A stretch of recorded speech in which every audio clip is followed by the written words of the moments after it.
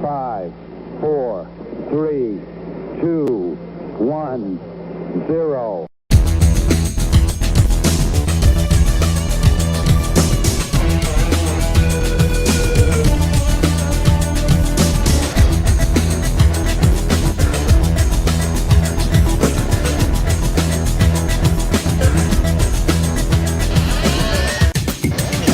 This is the Culture Clash. Liftoff. We have a liftoff. Welcome, everybody, to the holiday edition of Culture Clash Live. We've got some fun things to do today. We've got some news to catch up on, some reviews to give you, and have a little fun with a little holiday magic 8-ball. But I can't celebrate the holidays alone. He is the man who's responsible for the Festivus with the rest of us, Mr. Kevin Reitzel. What's going on? What's up, people? What's up, nerds? Good to see you, buddy. How are you? It's good to see you. I am doing well down here in rainy Florida as it is pouring down rain outside my window as we speak. No How about hurricanes. you? Are you readjusted in your time travel? Yeah, yeah. I feel like I'm back in the groove again. Since coming back from Australia, so just kind of getting back in the groove after being in a completely different groove and routine and daily stuff going on. You know, it is an adjustment. Yes, it is, but you know what? We're glad to have you back. We know you were off with your lovely wife, but we're glad to have you back for a little podcasting, a little fun, and a little holiday cheer. Speaking of holidays, Kevin, so this time of year there's something that kind of happens, like gift exchanges, something like that. I'm sorry. What was that, Kyle? Speak up. What? Gift exchanges? I got a package that had an Australian accent. Yeah, man, we exchanged gifts, and I thought it'd be kind of fun for the viewers out there to and the listeners to find out what we gave each other. You know, you of course are on the East Coast there. I'm on the West Coast here, but we can still send each other gifts. I thought it'd be kind of fun to do that virtually here on Culture Clash Live on the Fandom Podcast Network YouTube channel. Well, I have mine right here, so I am going to kind of just have it rise up on the screen here. What is that, sir? Oh my God, that is cool. This looks like it had, like I said, when it arrived, the box had an Australian accent, and it's because it's an international DVD from Australia, and it is Megaforce, the special collection Blu-ray edition with all kinds of special features. Mr. Reitzel also has one that he is holding up there, but Yeah, yes. buddy. Yes, yeah, that I couldn't get my hands on the special ultra awesome one that came with like a hat and patches and all kinds of cool stuff. But yes, got the Megaforce Blu-ray. Is it Blu-ray? DVD. Yeah, Blu-ray. I believe it is Blu-ray. Yes. Here. Yeah, Blu-ray, sorry. And it's got new special features for its 40th anniversary, only available in Australia. So I was able to grab these. And someone from Australia is in the chat, of course. That is Mr. Lethal Mullet himself, Adam O'Brien. And Adam, you will know what this bag is. This is the JB High Five bag that this came in, as well as some other things that I'm going to tease here in a second. But for those of you that love social media, when you are in Australia, make sure you check out JB High Five. I'll be going into that a little bit more later. But yes, Merry Christmas to you too, Adam. It is really good to see you. Thanks for jumping in there. Adam, I think, has this one as well, Kyle. So, Yes, he does. does. I also picked up a couple other things. I also got the Highlander new edition on 4K with the new special features. And I picked up the new reissue of Raw Deal with Arnold Schwarzenegger because they have some new special features on it, just like the Highlander one does. Our friend Jonathan Melville from Scotland actually adds his new commentary to the new Highlander release. And if you guys are in Best Buy, make sure you check out the Best Buy Steelbook version as well of Highlander 1986. Well, now I got to ask you about that specific special edition because I believe a good friend of the network has a part in that one, Kevin. Yeah, just said Jonathan Melville. Yeah. So, Who released the book, of course. Let's give him a little shout out here. A Kind of Magic, the making of the original Highlander, Jonathan Melville, available also on Amazon. Make sure you check it out. Please buy it. It is awesome. Behind the scenes interviews with some of the stars, including a member or two of Queen. And make sure you check this out. Great book. And he lends to these special features on the new Highlander release. And the new Highlander DVD, by the way, Blu-ray, 4K. All the special features are on the 4K disc, so you will need your 4K player to view them, or something that plays a 4K. Some new interviews, including with Clancy Brown, on there as well. So make sure you check that out. Yeah, no, it's very exciting. I'm excited for that. There's been stuff popping up at the end of the year, so a lot of fun stuff pops up. Speaking of the end of the year, it is holiday season, Kevin. Have you been doing anything exciting for your holidays? Hold on. You sent me stuff too. Oh, that's right. I did. I forgot. I got a lot on my mind. I got something really cool in the mail, and it came with a cool card, which I just dropped here. And the card said, Merry Christmas, my brother, and I apologize. They were all out of fatal fluffies. Cobra! Kyle Wagner hooked me up with the classified series of Tomax and Zaymont G.I. Joe figures. Look at those. The toxic twins, I guess, so to speak, of the G.I. Joe version. So, yeah. Love it. Never knew their last names were Paoli, Paoli. No, I think that was a development here in recent G.I. Joe comics. I was just more worried they were going to send you the same figure since they look alike. I had to look at the box here. Yeah, one's got the scar, one does not. Yes. It's Zaymont that's got the scar on his face. Yeah. It was funny, though, when I accidentally dropped one, the other one felt it. Yeah, exactly. You heard an ouch from the other box across the room. Is that what you're saying? Yes, exactly. But yeah, and by the way, yes, if you're in Australia, like I said, check out JB High Five. So good. More on that later. Holiday. So, Kyle, do you have your holiday light stuff? I have not put up too much in the holiday decorations, mainly because I have two destructive fatal fluffies I own by the name of Tummy and Stripesy. Last year they took out my Christmas tree. This year, between work, busyness, helping other people out with still trying to get recovered from Hurricane Ian and stuff, I didn't give much of a chance. I did put up, I have a little lantern that I really like that is a Peanuts lantern with Snoopy and Woodstock in it, and you flip a switch on and it's got Christmas lights in it, and like they're at a campfire and stuff like that. So I got that up. Been enjoying it. I helped my parents put up their Christmas tree and did that family tradition. So nice. They got a little bit in there, not as much as usual, but it seems like it's that kind of year. I haven't seen that much a whole lot of decorations out and about this year as much as I normally have. Well, when Erin was visiting, we decided to set the decorations up before I left with her back to Australia, so they'd be ready. And we put up the tree and the lights, outside lights and everything. So it was nice to have that ready when I came back and got that going and stuff. So, yeah. And by the way, I want to give a shout out to Adam. He gave us a shout out, of course, on his recent episode of Lethal Mullet discussing Avenging Force with Michael Dudikoff. And he gave his review on Avatar 2, The Way of Water, which we'll be getting into soon. Yep, a shout out to the Mullet. Check out his channel on the Fandom Podcast Network. He's done some fun stuff lately. He did V recently, and, V has an interesting history here at the Fandom Podcast Network. Yes, it does. Fandom Podcast Network trial, yes. Yeah, just, what we're saying. But, we do have a lot of things to discuss. So without further ado... Let's news.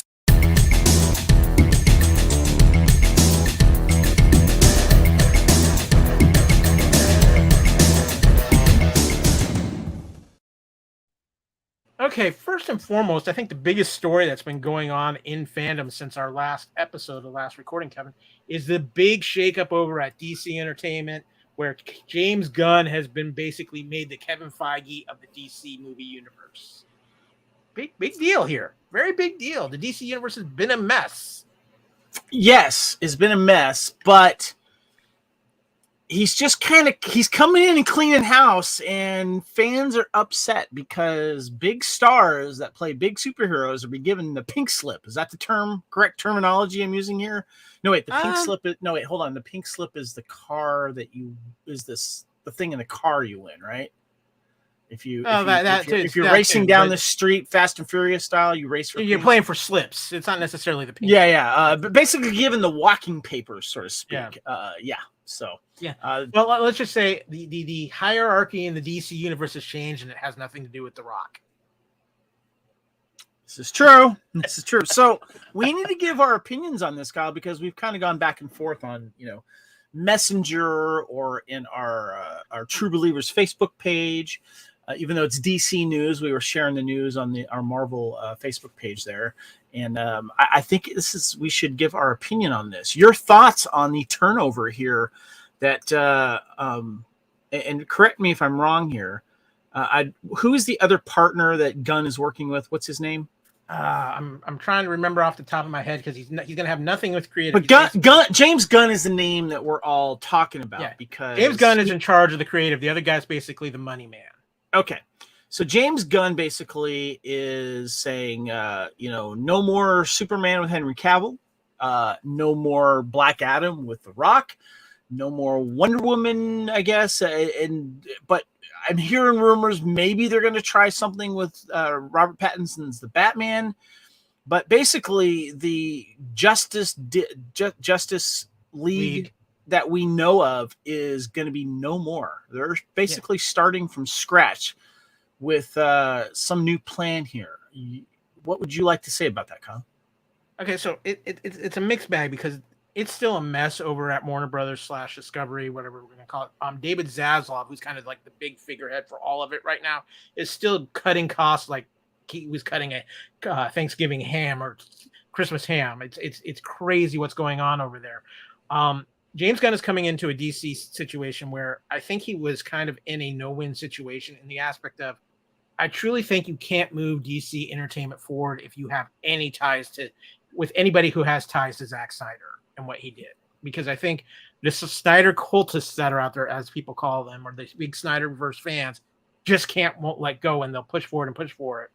And I think this is the only way to get it right. It's like cutting out a cancer or disease area, and sometimes you have to throw out the good with the bad. And in this case, I think the good is losing Henry Cavill as Superman, losing Gal Gadot as Wonder Woman.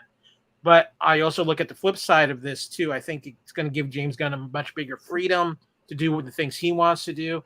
And I think, especially in the case of with the Wonder Woman situation, because I think most people agree Wonder Woman 84 was not near as good as the original Wonder Woman. And apparently there've been a lot of disagreement about the direction of the third Wonder Woman film. So I think this just works out better for everything. With Henry Cavill, it's a shame because I really think he could still be an excellent Superman. I just think that with the direction James Gunn wants to go, he's not necessarily the fittest Superman. And it's not personal.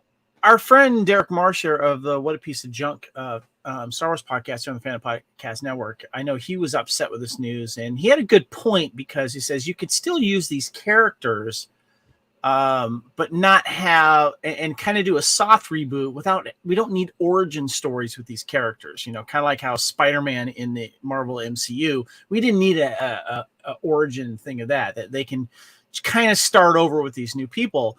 But that kind of,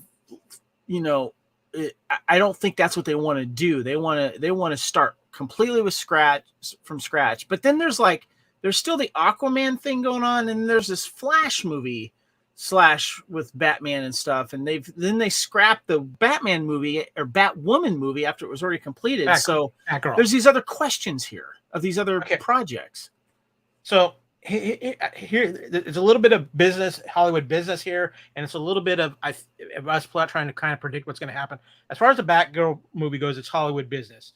Zaslav and the people higher up, this is even before they hired James Gunn, saw the Batgirl film and felt like it wasn't something they could put in theaters, but it was too good for streaming. So it was kind of in this middle section, and they basically said, we'll take the tax write-off and cancel, basically axed it. The issue with that is by law, because of how they handled this film can never see the light of day, or Warner Brothers is going to get fined and taxed. Like, no one's believed. So unless some underground copies get out, nobody's going to see this Batgirl film in the majority of that. So there's that. As far as what's remaining, let's address this real quick. In 2023, we're going to have 4 DC live action films. You will have Shazam. You will have The Flash. You will have Blue Beetle, which stars the young actor who played Miguel on Cobra Kai. And you will have Aquaman at the end of December. Basically, right now, in a way, it feels like those 4 films are kind of lame duck films. They're kind of just like what the remnants were. However, I think at least 2 of those projects can be saved and figured out a way to be carried over. I Which think two? Shazam and Blue Beetle can be carried over because Blue Beetle is basically coming out with no connection to the DC universe at all. And Shazam has not really had any ties to the Justice League and all the Snyder stuff and anything like that. There's mention he mentioned not Spider. He mentioned Superman in the trailer, the new trailer. So but they don't mention which Superman. But there's an established Superman though, apparently. So I don't know. So here's the thing. There is another way out of this, Kevin. I'm going to get a little comic booky here for a minute. The Flash movie, which is under a lot of controversy for a lot of different reasons. We don't need to go into that right now. But the basis idea of the Flash movie was that it was going to be based off of a story called Flashpoint, where the Flash travels through time and basically ends up resetting the timeline of the DC universe. To me, James Gunn has an easy out with this then. If he were to film some little short segment that shows like a quote unquote Flashpoint effect that he could put at the end of each of these 4 movies and have that be like the closing scene or the mid-credits stinger or whatever, have that be, and that indicates that, hey, this event's happened, it's resetting the DC universe. So when he comes back with whatever his first DC project's going to be in 2024, it can start establishing that new timeline or whatever the reset is from Flashpoint. Okay, so Flash is going to basically reset the DC new universe going forward with whatever they might have to do some reshoots to add something or whatever, maybe. I don't know. If that's the direction they choose to go. I don't know that for sure, but it would be their easiest out. And here's the crazy thing. It's from all the controversy with that Flash film, everywhere you read about test screenings, people are loving this movie. So that's due out in the middle of June. Maybe I think it's in between like Indiana Jones and Transformers. It comes out the week between those 2 films. So interesting. Well, my thoughts specifically here, it hurts, but you got to tear off that Band-Aid that's attached to some hair on your arm. And as much as I'm going to miss Gal and Henry and, even, Mr. Affleck himself as Batfleck, and Jason Momoa as Aquaman, I think it's time to just start fresh. Because none of these films and none of these stories were planned well enough and ahead to make sure that everyone was locked down for certain things. I mean, Batfleck, we pretty much found out that he was done before a bunch of other movies started coming out, which, was kind of a bummer, And so as much as I'm going to miss these characters, especially Gal as Wonder Woman, you got to start fresh and maybe start fresh with some other characters and then bring in the big hitters later, Batman and Superman. I don't know, but whatever starts some continuity and they start coexisting a little bit better and starting from the ground floor, let's make it happen. Yeah, I think right now, to me, the only characters who probably are pretty safe are certain characters from James Gunn's Suicide Squad because he's going forward with Peacemaker season 2. Right. I think you got to keep Viola Davis as Amanda Waller no matter what because she owns that character at this point. And I could even see working Margot Robbie over as Harley Quinn if she wants to continue playing the role because, again, there's not a ton of ties to that DC universe that those particular characters have. So it'll be interesting to see where it goes. I think it's one of the top stories of 2023 is how is James Gunn going to reshape the DC? There's some people that are really pissed off at James Gunn. He's taken a lot of heat, and he had released a statement too regarding that stuff. And either way, he knew that he was going to get some hatred for this. But I applaud him for making the move and being bold about it and doing it and making the decision. That was a big decision to make, and let's see if it pays off for him and for the fans. Yeah, and of course, in the most recent piece of news about this, of course, too, is the decision not to move forward with anything Black Adam at this time with The Rock as well. Yeah. So, which we had Henry Cavill as a cameo at the end of that, Yeah, interesting story about that too. That cameo was filled 2 different ways. One from just the chest down, so all you saw was the S, and then one that was with Henry Cavill's face because they weren't sure if they were going to be able to pull that off. So. Very interesting when you look back. Wait, I'm confused. Pull what off? That cameo off at the end of Black Adam. They weren't sure if they wanted to have Superman's presence in there, but they weren't sure if they could get Henry Cavill for that, and The Rock basically kind of worked rock magic and made it happen. I see. But Okay. they kind of had it different ways. But Mr. Reitzel, I got trailers, and I got more trailers. We got a ton of trailers that have come out in the last few weeks. And the first one, Kevin, I'm just going to let you take the floor because this is you. This is all you. This is your favorite character maybe of all time. Indiana Jones. Yeah, Raiders of the Lost Ark, favorite movie of all time. We finally got the trailer for Indiana Jones and the Dial of Destiny. There's a lot of speculation on how much de-aging is going to happen with Mr. Dr. Jones. Because we've seen on-set pictures of him with the dots on his face, and obviously it looks like they're going to tie something back to some Nazis, which is good because Nazis make great bad guys. Phoebe Waller-Bridge, is that her name? Yeah, the girl from Fleabag, and of course played the droid voice in mocap suit for Solo. The one, I'm forgetting the name of that darn droid. But the one that became the brain inside the Millennium Falcon. Okay, she's in it, and I saw it. It looked like fun, and that's what I was hoping for, and that's what I got out of the trailer. And I'm really excited for it. You? I'm excited for it. Hearing that music always gets the blood pumping. Those notes of dun, dun, dun, dun, and it's like the blood gets pumping. I'm curious as to the story.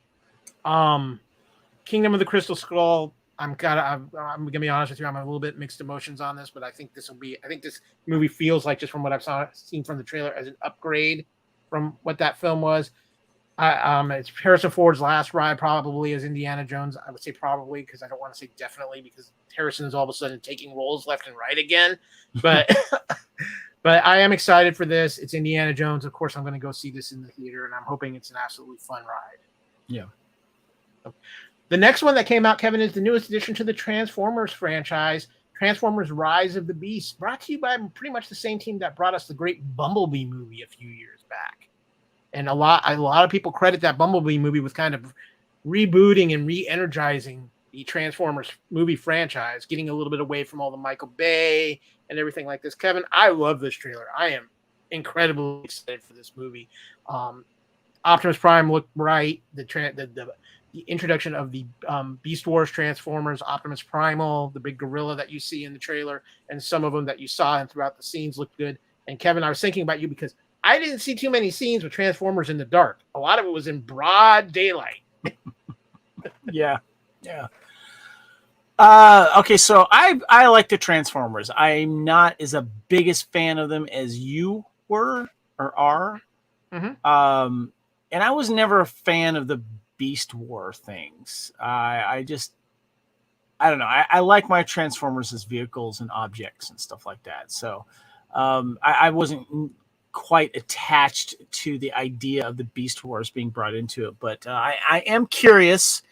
I have to see another trailer for me want to go see it opening weekend, though, because as much as I like the Bumblebee franchise or the Bumblebee movie, which was kind of hoping to give us a soft reboot of the franchise, I don't know if this one is a direct sequel to that one or not. Do we know? It is. It is picking up from where the Bumblebee movie left. But Haley Steinfeld's not in it, though, right? Correct. She's not. Okay. If you remember right, he did leave her at the end of the film. True. Yeah, that's right. Okay. So I don't know. I'm kind of on the fence about it, to be honest with you.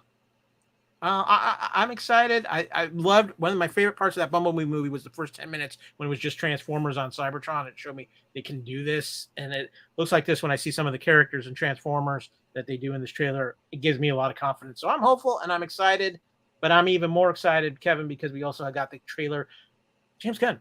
Apparently he's crossing the streams because he's doing DC and he's still doing Marvel at this point. Guardians of the Galaxy Volume 3. And Kevin, I got to be honest, you weren't excited about the Ant-Man trailer. We've talked a little bit about aspects of certain people having Marvel burnout after just Phase 4 being so large and maybe not meeting everybody's expectations. What did you think of the Guardians of the Galaxy Volume 3 trailer? Yeah, my issue with the Ant-Man trailer was there was no fun in it. Ant-Man is fun and is funny, and there wasn't that much in it. This one kind of took a little bit of a serious turn too with this trailer, and I'm looking forward to it, but kind of getting the feeling someone's going to die. Yeah, I was kind of pulling, or something bad's going to happen to somebody, and I have my suspicions of who that's going to be just from what I saw in the trailer and a few things I've heard here and there. This is the final Guardians of the Galaxy story by James Gunn, though, and probably the final time we'll see this iteration of the Guardians of the Galaxy. Yeah, this will be interesting. So, yeah. So, on the Star Wars side, Kevin, a little animation. We got the trailer drop for season 2 of The Bad Batch. Now, I was okay with season 1 of The Bad Batch. This trailer for season 2 actually, though, has me a little bit more excited for season 2 than I was for season 1. I enjoyed season 1. It's just kind of like it's kind of one of those Star Wars that you like, but you're not like heavily invested in it, you know, like certain other things you might really like, you know. It's just kind of fun popcorn candy, sitting down, eating a little munchy munch and enjoying some Star Wars. But I have not gone back and rewatched any episodes of Bad Batch before, or as of yet. I'm curious to see where certain characters go, but I'm actually more curious about the timeline, the time frame, and what's happening during this rise of the Empire and the post Order 66. That's kind of what I'm more curious about. The characters in Bad Batch, we'll see. You know, yeah. I don't know. What about you? I'm kind of with you there. I want to see how they build this world and these characters up more this season. I think the first season of Bad Batch still had a lot of Clone Wars things that it tied into that it was trying to wrap up. But what I do like what they're doing here, what I feel like we're getting at least in this trailer for season 2, we're starting to find out what's happened to the clone troopers that remained after Order. Yeah. And 66. So I'm looking forward to that aspect of the story. I'm kind of like you, though. I haven't really revisited season 1 of the Bad Batch, but I will definitely be watching season 2. So looking forward to that. Quick piece of Star Wars news I want to throw in here, Kevin. It's not confirmed, but there's very strong rumors. Mary Elizabeth Weinstein, who has been known to be cast for the Ahsoka show for a while, will be playing Hera Syndulla in Ahsoka. I think it's Weinstead, I think. Weinstead. Yeah. Oh, yes. I'm excited about this. Been a big fan of hers, of course, since Scott Pilgrim. And by the way, we have a friend in the chat here, Johnny K. Hey, just Johnny. Popping Merry by. Christmas. Miss you guys. Love you guys. Happy holidays. Thank you so much, Johnny. And for those of you that don't know, let's give a little plug. Johnny K is the director of Batman, The Oath, a Batman fan film. This is a mock-up of what a DVD would look like. This is my personal copy. This does not exist. I just made this up. But the movie Batman fan film, The Oath, is on YouTube right now, free, and it's reached over 100,000 views. And if you are a fan of Batman 1989, make sure you watch it. 17-minute film. Gives a little prequel to what happens in the Batman 89 film. It takes place about a week before. And we had them on a Culture Clash special talking about that. And we also had Johnny and the Batman himself, William J., and Chris, one of the characters, played one of the cops in there. We had them on for Batman 1989 Couch Potato Theater. But give The Oath a shot and a view on YouTube. Give it a like, some comments too. And check out Chaotica Studios also on YouTube. You can find the other films there as well. So yeah, last check, over 120,000 views on YouTube. Nice. Congratulations, Johnny. Proud of you. We're very proud of you, Johnny, and you're a great friend to us and the network. And, you know, go see The Oath. And when you watch it, maybe just drop a hashtag Tim Burton or at Tim Burton. You know, if you want. I know, right? So, Kevin, I got one more trailer for you. I put this in there because when this trailer came out a couple weeks ago, it kind of broke the internet because it's just so bizarre. But the fact that it's actually based off a true story as well. And that trailer is for the movie Cocaine Bear. So this movie is inspired off of a true story about a bear that ate some misplaced cocaine, and I got a little blurb about that from CNN News. If you've seen the astonishing trailer for Cocaine Bear making the rounds on Twitter, you might have questioned about the film's claim that it is inspired by true events, but the story is indeed based on a true story of a bear who overdosed on cocaine in the 1980s. The film, which will be released in February of 2023, was directed and co-produced by Elizabeth Banks. In the film, the bear goes on a cocaine-fueled killing spree after its drug binge. In real life, the story has less sensational ending. The bear was found dead in Chattahoochee National Forest after overdosing. A duffel bag of cocaine was dropped from a small plane into the mountains of Georgia by Andrew Thornton, who died after parachuting from a plane, according to reporting at the time by the Associated Press. So yeah, it did happen. It was a real thing. But I think they take the movie to extreme, which is good. But Kevin, here's the thing. This has got a legitimate cast in it too. Obviously, as they said, directed by Elizabeth Banks. It's Ray Liotta's last film. Yeah. Kerry Russell is in this movie. Matthew Reich is in this movie. Margot Martindale is in this movie. Alden Ehrenreich, Han Solo himself, is in this movie, as is O'Shea Jackson Jr. and Jesse Tyler Ferguson from Modern Family. So there's a legitimate cast to this film. Yes. As well. And speaking of Solo, the Star Wars movie, we have Derek Marsh saying hi to us here in the chat. He is, of course, one of the co-hosts of What a Piece of Junk, Star Wars podcast here on the Fandom Podcast Network. I don't think Derek has had any run-ins with a cocaine bear, but I saw the trailer. Really live to tell about it if you do. That's the question. I saw the trailer for this, and I laughed out loud when there's the one scene where the bear rolls over on his back, and he's slowly like pushing himself with his legs after he's high on the cocaine before he goes insane again. Kyle, are you seeing Cocaine Bear in the theaters? I don't know about the theaters, but I will be seeing Cocaine Bear. Derek says that he was a cousin of Fozzie Bear. It wouldn't surprise me at this point. You know, if Fozzie went Hollywood, a lot of things happen. I'm just going to say right now, I have to be in the right mood to take a chance of this movie in the theater, so we'll see. Yeah, well, it's kind of one of those ones. I'll for sure see it when it hits streaming. If I'm in the right mood, I'll go like you. I'll go see it in the theaters. But yeah, just could it be the new Sharknado? That's all I'm saying. Get it out there.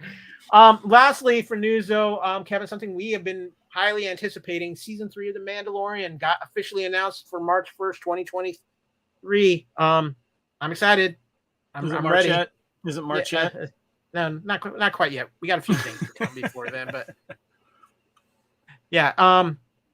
But that kind of wrap up the news. We got some other things to talk about, including a few things we've seen. Yes, we actually do have time to watch things around here. So without further ado, buy it, stream it, or unsee it.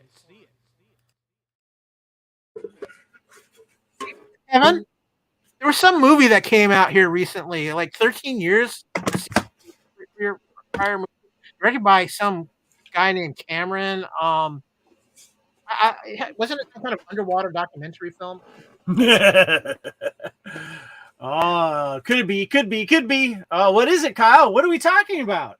A little film called Avatar: The Way of Water. Kevin went all in on Pandora, as we can see. Oh, yes. Well, thank you, Derek. I went in 3D IMAX, just like I did when I originally saw the first Avatar 2009. And I also got my metal tin bucket, popcorn bucket, and of course my collectible mug that's got one of the little creature tops on top of it. And I actually got the glasses that I accidentally forgot to put in the recycling bin when I left the theater. Accidentally, he says. Yes, Avatar 2, The Way of the Water, Kyle. Let me just say this. I've always been an Avatar fan. I know a lot of Avatar haters out there.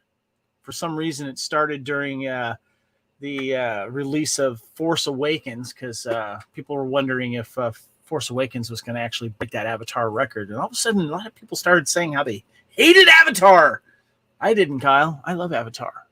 And I thoroughly enjoyed Avatar 2, The Way of the Water, even though it was over 3 hours long. Yes, there needed to be a bathroom break in this film. That's one thing. And the problem with Avatar is that it's so phenomenally visual and just so brilliantly that you don't want to take your eyes off the screen if you need to take that said bathroom break. But Kevin, I think for me, one of the things about this film too that really impressed me, because I'll be honest with you, I did have some minor reservations. From the trailers, I was kind of worried that maybe Cameron did a little bit of wash, rinse, repeat with the storyline, and Right. but he didn't. And what he did here was he world built and he character built probably the best he's done since Terminator 2. I'm gonna be honest with you.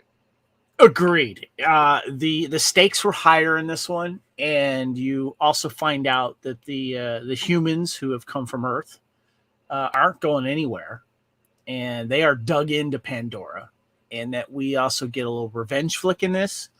But it's about mostly about the two cultures of the two different Na'vi tribes that we are, familiar with. There might be more, but we get the jungle Na'vi that we were familiar with in the original film, with the water bearing, I guess, Na'vi that live on the water, near the water. But the most important thing about this is that there is more connection to not just between the two tribes. And I also liked how the water tribes, they're a little bit different. The Na'vi creatures, the beings themselves, because they have adapted to the water life. But the most important thing is that one thing that you learn from the first film is connecting to the creatures around you, and how it's just not just wild creatures out there that want to pounce and kill humans, but there's a connection to them. And you get that through the water creatures that you see. And man, Kyle, seeing it in 3D, and specifically 3D IMAX, the underwater scenes were freaking amazing. Yes, they were. And I saw it in 3D IMAX as well. And that was the one thing I was not worried about, was the visuals in this, especially when you're dealing with water, because we know James Cameron's love of the ocean. We love, the abyss, his own personal things he's done with oceanography, and just his feelings towards the ocean. So I was not concerned about this at all. And visually, it is just, I didn't think you could top what he did in Avatar. And not only did he top it, I thought he, pardon the pun, blew it out of the water. With what he did or went a little extra deep with the story. Mm-hmm. Well, and there's that too. And I think that, to me, you get extra depth to the story. Mm-hmm. Get that. I think the other thing that I really liked here, and it was one of the things I actually had some concerns about, was there were certain actors he was bringing back for this film. Sigourney Weaver, Stephen Lang. I thought how he did it was very imaginative and a little bit outside of the box, and what I was predicting was gonna be the case. And I think too, the other thing here, Kevin, you talked about the connection, the message of the connection with the animals and the planet of Pandora itself. I also think there was a big message with family in this, especially how tight knit not only the Sully family was, but also how tight knit the aquatic family was. You saw the sister and the brothers, and how they were able to overcome their own differences with each other to kind of unite as one here. And then you even have the element of, you have this human child that is now been brought into this Na'vi family as well. And I think that makes all for interesting things. And I want to say this too, as far as when the film ends, I really felt like, okay, now I feel like we're really going to have a true sequel here. Unlike because I went back after I watched this and watched the original Avatar again, the extended edition. And it really just feels like when that movie ends, that could be it. There would be nothing else. Right. Here, you definitely feel like it's kind of got the Empire Strikes Back kind of feel of, yes, there's going to be another film. Which is what I love that James Cameron has done, is he's built his own mythology, his own world, literally. And he has these plans for these sequels. We're going to get the third one in 2 years. And I like that little time in between. And I think that when you watch the end of this film, there is some closure, but then there isn't, because like, wait a minute, what about that thing?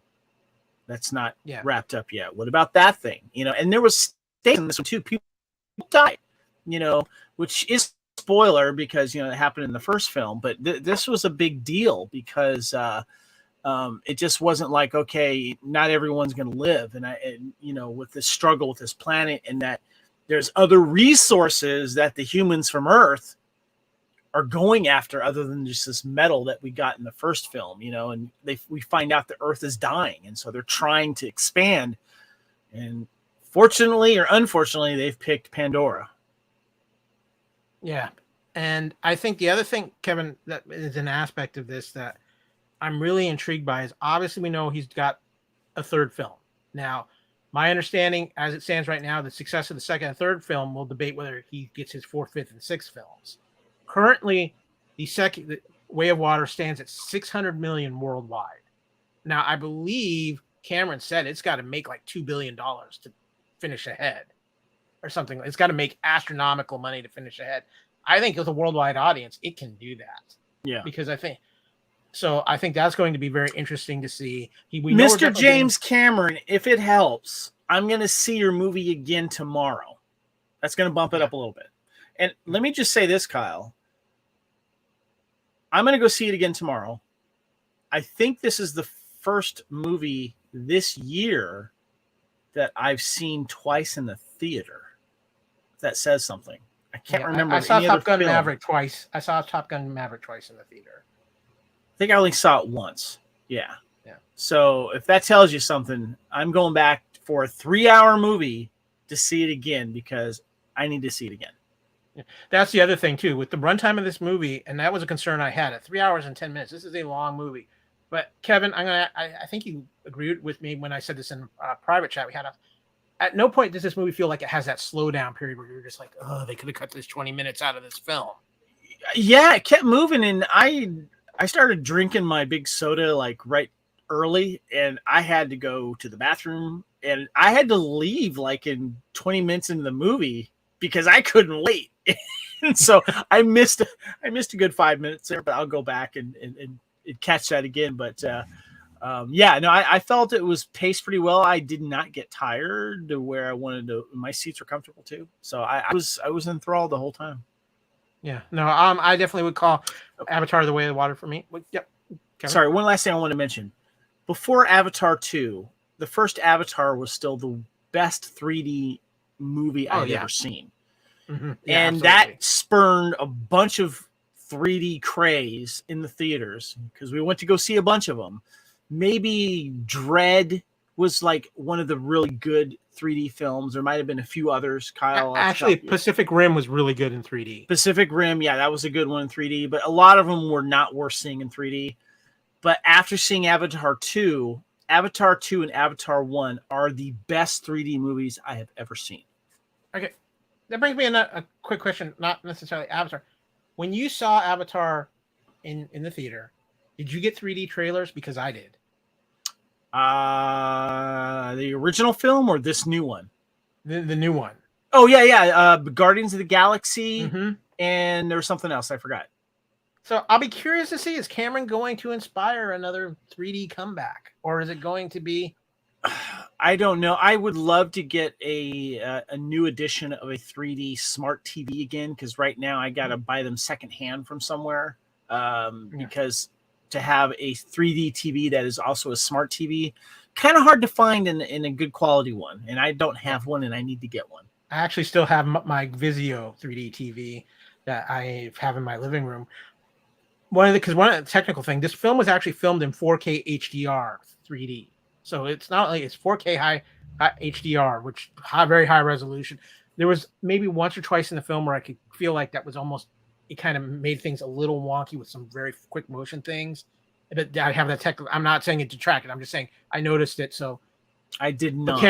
But I'll Cameron look for that next time. Yeah, but I didn't take away from the movie at all. I will say this too about James Cameron before I give my final rating. James Cameron is one of the few directors out there, in my opinion, that still knows how to make a movie theater experience movie. Yep. And he loves his water. So, yeah. Yes, he does.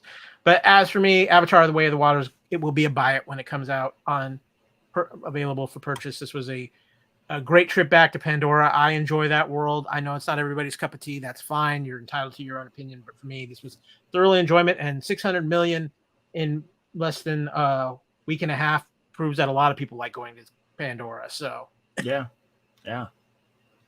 And what about you, Kevin?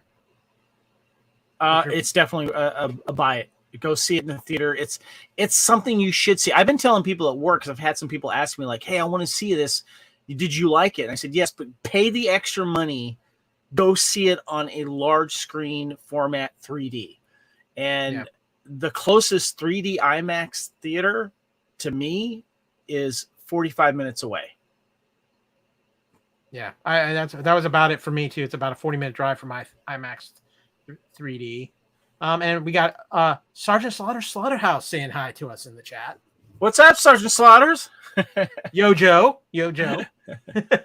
Oh yeah. Ooh, Kyle got me this good toy stuff right here. Tomax and Zaymont. Nice.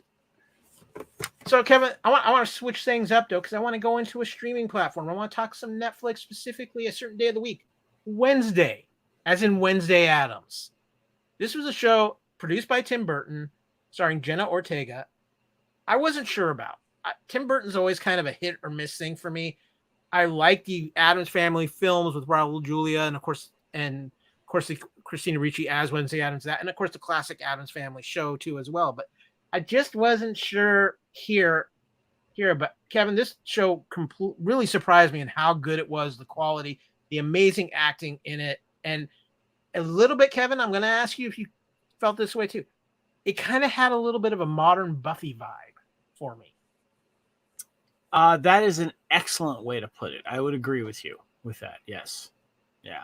I think the only thing to me, Kevin, that really it just kind of I wasn't sure about. There's one role that was cast. I love Luis Guzman. He's a phenomenal actor. I had a little hard time with him as Gomez Addams. But not enough to make me go, "Oh my God, this is terrible." But I had no issues with Luis. I'm a huge fan of Luis. I love his stuff. Mm-hmm. I didn't have an issue with that. I didn't have any issue. I thoroughly enjoyed this series. I started watching it in Australia with my wife, Erin, and then I finished it up when I got back. Loved it. Absolutely loved it. Jen Ortega, fantastic. I thought the cast overall was great. And one of the things that really jumped out to me was the set pieces and the real locations in Romania that they filmed. I know they had a filming studio there as well, but the castle was real on the outside. I love the cars, the setting. Tim Burton did a great job with the look of it, the music and all that stuff that he did. I just, really done really, really, really well overall. And I absolutely love this series. Yeah, it was such fun.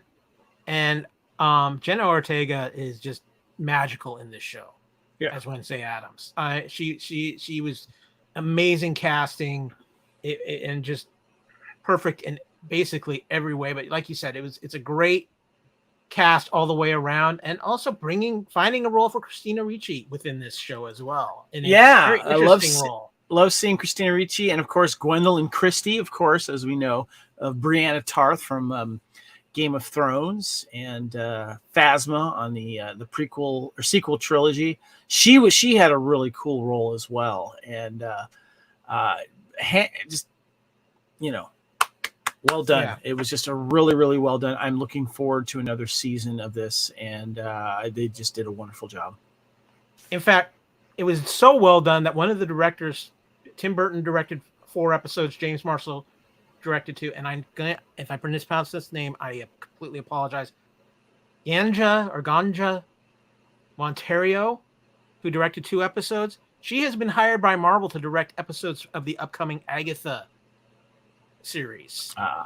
Hey, I want to give a shout out. Heather Ruth is in the chat. Heather, good to see you. Glad you enjoyed the show too. And yes, Catherine Zeta-Jones as Morticia was fantastic. Well done. She was. She just completely held up the tradition of amazing Morticias throughout history of the Addams Family. Yeah. Agreed with you, Heather. Well done. Well said. Outside of the Jeffrey Dahmer show, this was the most watched show on Netflix this year, and is up there with numbers like Stranger Things. So I got to figure it's anytime now season 2 is going to get announced. Yeah, so, definitely. I am very excited for that. and looking forward to that. Wednesday, I'm buying it. If they ever put it out to where you can buy it, it's getting bought. Stream it. Definitely stream it. Stream it. Buy it and stream it. Yes. Kevin, before we get to our last film that we're going to talk about, I actually want to talk about another thing that was on Netflix that I found out right before the show. Both you and I watched because it's right from our wheelhouse, man. And that is, hey, Pepsi, where's my jet? This is this is a great docuseries on Netflix. And if you're of our Kevin and I's age, or maybe a little bit older, a little bit younger, you remember from the late 80s, early 90s, a Pepsi early 90s. Yeah, yes. A Pepsi promotion for Pepsi points. Now, in the ad for these Pepsi points, they're showing all the different things you can get. And at the end of the ad, there's a Harrier jump jet, which like 7 million Pepsi points. But Pepsi kind of forgot to add something to that ad at the end, Kevin. Yeah, disclaimer that it's not a real thing. And I actually remember hearing about this where a kid got these 7 million Pepsi points and wanted his Harrier jet. Well, this documentary catches up with that kid and the other people involved in this case so many years later. And it is a great nostalgia trip and also very interesting, Kevin. What I liked about the nostalgia trip of this series is that you remember the campaign advertising blitz that Pepsi was pouring money in to promote their Pepsi products to try to overcome the most popular soda, cola, which was Coca-Cola. I mean, they got Cindy Crawford, dude, and they got was it Michael Jackson and all these famous people, and they were just promoting the hell out of it. So they decided to promote products. Your Pepsi duffel bag. I actually did that for a Pepsi duffel bag. I did get my duffel bag, and I had that for years until it broke, Kyle. But they had all of these cool Pepsi points, and this guy who had a rich backer, a friend of his, as well as some help with some lawyers, they took Pepsi to court to try to get their Harrier jet. And it was very funny to see the path and how it ended up and stuff. So, yeah, check it out. Hey, Pepsi, Where's My Jet on Netflix. I think it's like 4 or 6 episodes, something like that. I think it's only like 4 episodes. It's a shorter series. One of the fun things about it though was everybody who was involved in the documentary, they had them take the Pepsi challenge. Yes. The Pepsi and Coke challenge. That was very, very funny. Thank you, Heather, by the way. You're awesome as well. Appreciate it. Miss you, Heather. Thank you so much. Kevin, it is the holiday season, which means we have to have a holiday film for Buy It, Stream It, or Unsee It. And we've got a brand new one to introduce. One I just finished watching a couple hours ago. You saw it in the theaters just a few days ago yourself. One of our favorite actors of recent times, David Harbour, is portraying a lovely, heartwarming Christmas film where he plays Santa Claus. Violent Night. Yes. Very, very much a entertaining film. John Leguizamo. As he will always receive love from Kevin for his connections to John Wick, but he a phenomenal actor himself, plays the bad guy, and David Harbour plays our lovable, caring, soft, kind, non-violent Santa. And if you can note the sarcasm in my voice, I give you credit. Yes. So a group of mercenaries attack an estate of wealthy family, and Santa Claus must step in to save the day.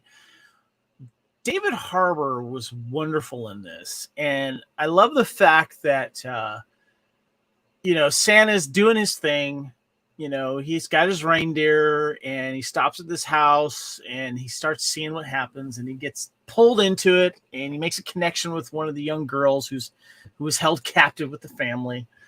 But what I really like about this, first of all, there's some really good death scenes, a lot of blunt force trauma scenes as well. Mm-hmm. But what I like about this film, though, is that you get a little tease to Santa Claus himself and his past and what he used to be, which lends to his talents of being able to fight back. And you don't get a lot, but if we get a sequel, Kyle, or maybe a possible prequel, I hope to see a little more of that they tease in this film. Yes, that was very intriguing, and I really like the concept that they were doing there. But Kevin, there's something very important about this film. This film is the true story of Home Alone. This is go ahead. No. Okay, I was just gonna say this movie is something that I think a lot of film directors have probably wanted to make for a long time and can never find the vehicle for it. This writer, this director found a vehicle for it. What truly kind of damage the Home Alone booby traps will really do to somebody. So director Tommy Wirkola, writers Pat Casey and Josh Miller. What's funny about this movie was being labeled as this is Home Alone meets Die Hard, which is very, very accurate. And they're upfront about it. But the best part about it is that Home Alone is referenced in this movie. You filthy animal. And some of the traps that Kevin McAllister used, that's his last name in Home Alone, right? McAllister? Yes, yeah. The kid is inspired in this film to help Santa get rid of some of the bad guys by using some of these similar tricks, which I liked. But I did have to give a shout out, Kyle. If you are interested in watching Santas get violent against bad guys with Christmas cheer, 2020, there was a movie called Fat Man starring a certain road warrior, Mel Gibson, where in a little bit different take of the modern tale of Santa Claus, where he plays an unorthodox Santa Claus who's fighting to save his declining business in the North Pole, while a spoiled rich kid who gets coal decides to hire a hitman to kill Santa. The hitman played by fan favorite Walton Goggins. This movie also gets violently fun as well. Highly recommend Fat Man. Yes, you are very correct in that. I got to ask you though, Kevin. There's a lot of gruesome deaths in this film, but some of them they do in an interesting way. All I'm going to say is there's a scene with an attic ladder that was a little bit. Yes. I was like, oh. Yeah, well said. Yeah, that's definitely a bite for me. That one is going on my shelf when it comes out on video. Yeah, absolutely. It will probably fit into the Christmas rotation going forward. Now. Yeah. So, just saying that. Well, everybody, we're going to take a quick break. Let you know what else is happening here on the Fandom Podcast Network, and we come back. Kevin, you have the Magic 8 Ball all decorated up for its holiday edition. It's not decorated, but I've got the Magic 8 Ball because we're going to be talking about our favorite things of fandom in 2022. And we're going to be reading your comments that you guys left on our Facebook page. So stay tuned. And we will be right back. But here is what's happening on the Fandom Podcast Network. Thank you for listening. We hope you're enjoying this podcast. Here are the other great shows on the Fandom Podcast Network. Culture Clash, where we discuss the latest in entertainment and pop culture. Blood of Kings, our show covering the entire Highlander universe. Couch Potato Theater, we celebrate our favorite movies. And Time Warp, our fandom flashback show discussing a year in movies and our favorite retro movie, TV, and pop culture topics. Good Evening, discussing all things Alfred Hitchcock. Hair Metal Podcast, we cover the rock metal music of the 80s and early 90s. Type 40, a Doctor Who podcast, discussing the time-traveling Doctor Who universe. Letha Mullet, an action film podcast covering the 80s, 90s, and beyond. Also, check out the Letha Mullet Network for more great podcasts. What a Piece of Junk, our Star Wars podcast. Making Treks, a Star Trek podcast with a deep dive into the final frontier. The Fandom Show, our Fandom Podcast Network live YouTube show discussing the hottest topics in fandom. The True Believers MCU podcast, discussing the Marvel Cinematic and Television Universe. Union Federation, our Star Trek and the Orville Show. And we're proud to welcome the BQN Network to the Fandom Podcast Network. Please visit our friends on the BQN Network, a Star Trek Universe podcast that also includes your favorite topics, movies, history, superheroes, and more. You can find the Fandom Podcast Network on YouTube. The Fandom Podcast Network is also on all major podcast platforms. The Fandom Podcast Network audio master feed is on Podbean at fpnet.podbean.com. You can find the Fandom Podcast Network on Facebook, Twitter, and Instagram. You can email us at fandompodcastnetwork@gmail.com. Thank you so much for listening, and remember, respect others and enjoy your fandom.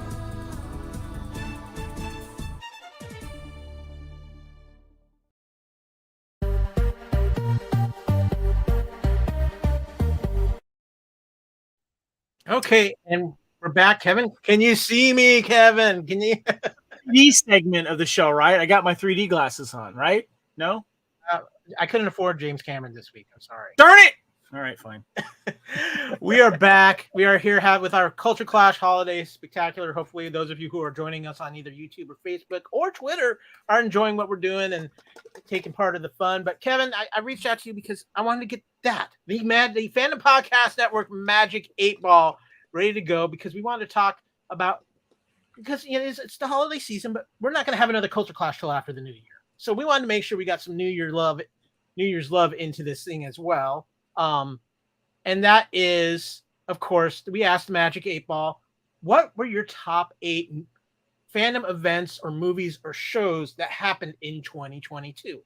Now, Kevin, before we get to fan comments, because we did reach out to all of our amazing listeners and fans out there, I want to bring up something that came up to me while I was doing my research for my list, because I think it's an important thing to talk about, is that 2022, I would put this in the dishonorable mentions for the most part. A lack of movies in 2022, Kevin. It was slim pickings this year. Yeah, and well, we're coming off of the COVID, lack of production basically and delays. A lot of delays really. From 2021, and that carried over in 2022. And the movie industry and television industry, mostly the movie industry, is trying to figure out what to do. Are we going back to the way things were, or do we have to take a different spin on this? And so that had a lot to do with it. Movies they were trying to basically get back on track, testing the water, so to speak. Yeah, I think that's a big part of it because there's a lot of movies that I know were supposed to come out in 2022 now that have been adjusted to 2023. I do think 2023 is going to be the year of the comeback for movies, and at least that's what my hope is. I think there's some really big movies coming out. I mean, hey, I saw Bullet Train, and I just picked up the the 4K Ultra right here. There were definitely some good things that did happen in 2022. But Kevin, what did the listeners think of the good and the bad of 2022? I had to see what our friends on Facebook said, so I put a little post out there, and I said the Magic 8 Ball. We're going to give our top 8 things in fandom, but we wanted to get what their thoughts were. And it starts off with our buddy Blair there in Brisbane, Australia. He says, favorite movie was Nope. Honorable mention to Maverick. Favorite shows was Andor and Tulsa King. I need to finish Tulsa King because I watched the first episode and I really enjoyed it.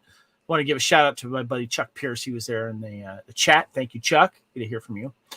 Also, we heard from our buddy William J., who plays Batman in the Oath Batman fan film directed by Johnny K., fellow friend of mine, fellow costumer as well. He says Star Trek Strange New World debut was top everything for me. It was a return to form after the more depressing Picard and the meh that is constantly Discovery. The Batman was a great film. Honorable mention, The Orville New Horizons.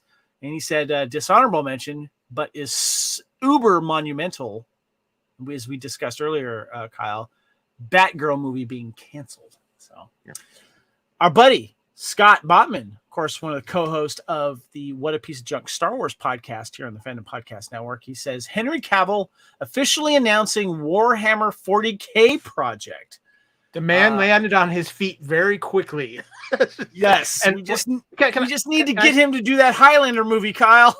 Yeah, can I say something? I just want to say something really quick about that. How awesome he is doing that. He's going to be doing that because Henry Cavill is one of the biggest Warhammer 40K fans on the planet. People don't realize Henry Cavill's a big old nerd. He loves playing games. He does D&D. He plays video games. So I love that about him. And Scott also says Star Wars and/or rocks. And Kevin, our good friend Heather, chimed in real quick. She loves Strange New Worlds too. Best Star Trek for sure. Oh God, it just hit the feels. It also Star Trek, new Star Trek, as we're calling it, new Trek. It returned to that more episodic feel to it, which was great, which we missed from our Star Trek from the 90s to the 60s as well. So yeah. Lacey Adderholt said the movie The Menu was delicious. I see what you did there. For those of you that have seen The Menu, you'll know what she's talking about. Johnny K just mentioned. Love the fact that he chimed in here. Director of The Oath, Batman fan film, says, Andor, the greatest thing to say Star Wars since the original trilogy.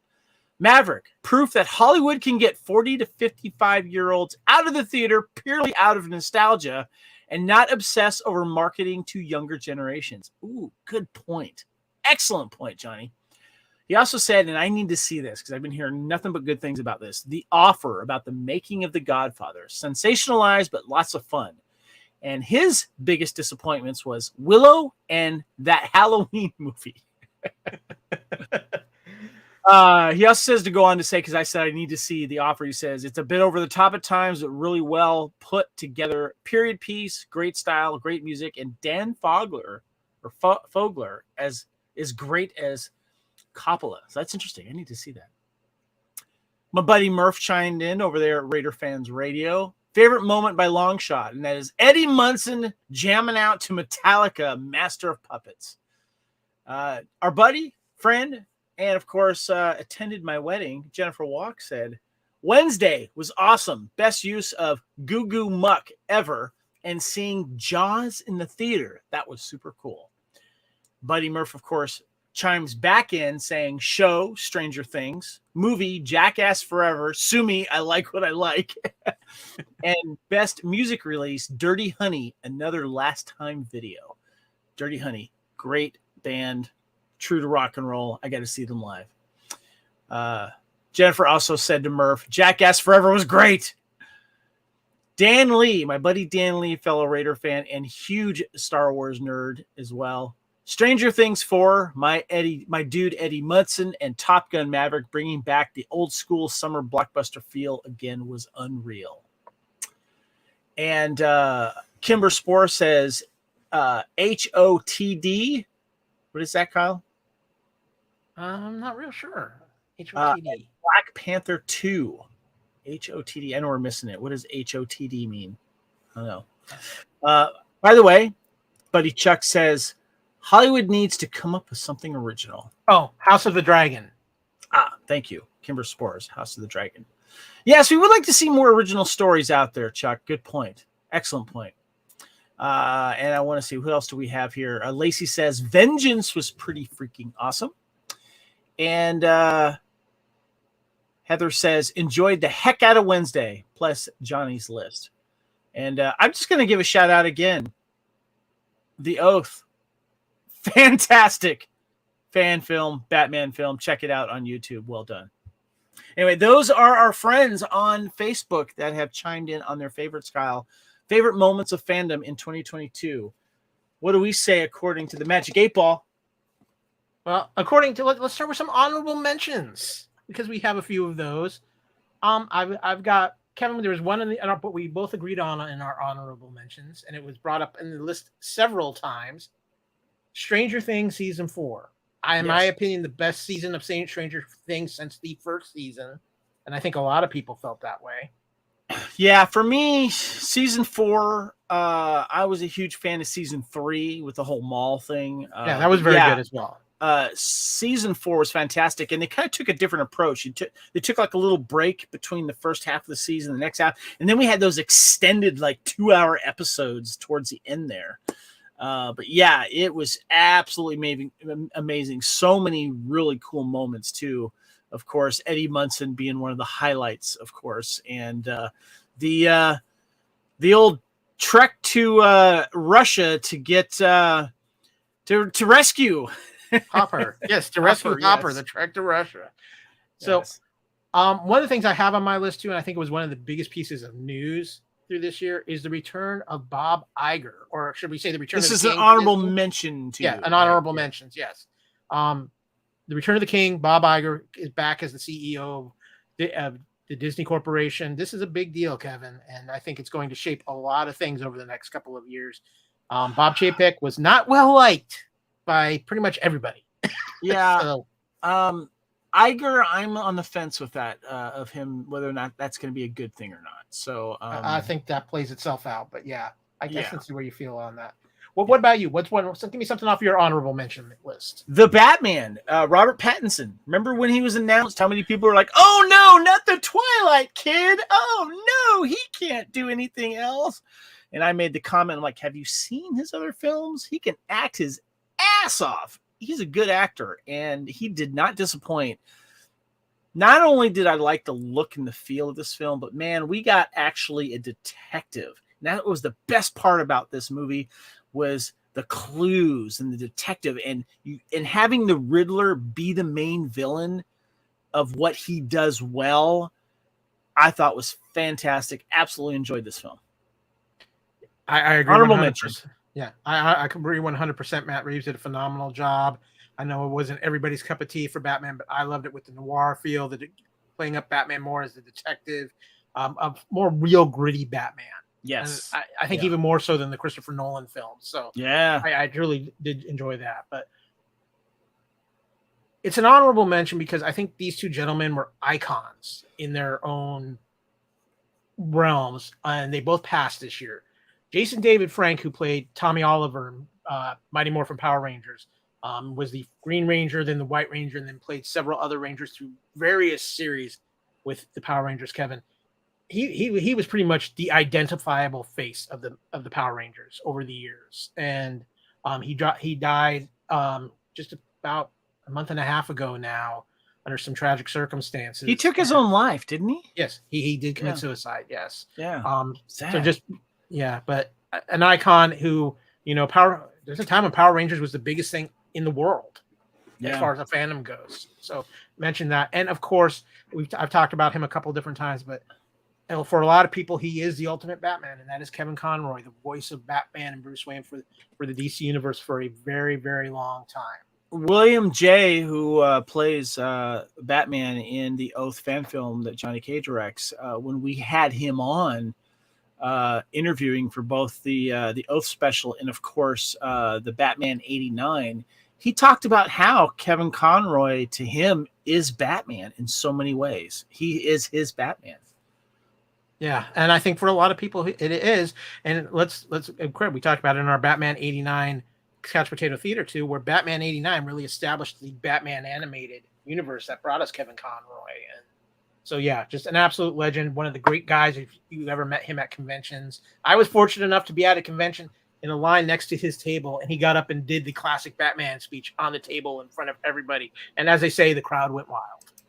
So, you have a couple more things on your honorable mention list, Mr. Reitzel. I just got one more because I have some others on my list that are on your actual top 8 list, so I'm going to hold off on those. But the other one I wanted to mention was She-Hulk, Attorney at Law.